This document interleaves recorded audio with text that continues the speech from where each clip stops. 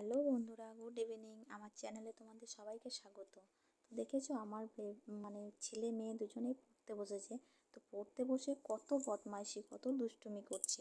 এরকম বা কার কার বাচ্চারা করে সবাই কমেন্ট করে বলবে।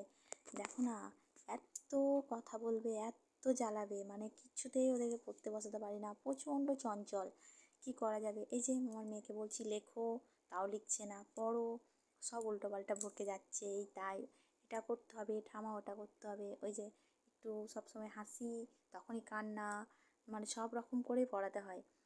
তো এরকম আর কার কার বাচ্চাকে করতে হয় একটু বলো। এই যে হাসি ঠাট্টা সব সময়, দেখেছো? প্রচণ্ড দুষ্টুমি করে পড়তে বসে ওরা।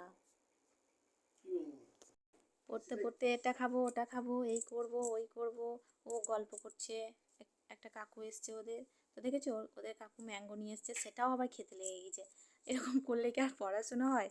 তো দেখো না, এত বদমাইশি করে। তো আগে খাবে, তারপরে ওরা আর কি পড়া করবে। তো আমি বলছি বাবু এখন খেও না, পড়াটা করে নাও। তো দাদা খেয়ে নিচ্ছে, ও শুনবে কেন? ও খাবে আগে। ঠিক আছে, চলো। এদিকে দেখেছো সবাই আমাদের ফাঁকা মাঠের মধ্যে বাড়ি, একদম সব লাইট জ্বলছে। তো এইভাবেই পড়াতে হয়, অনেক রকম করে।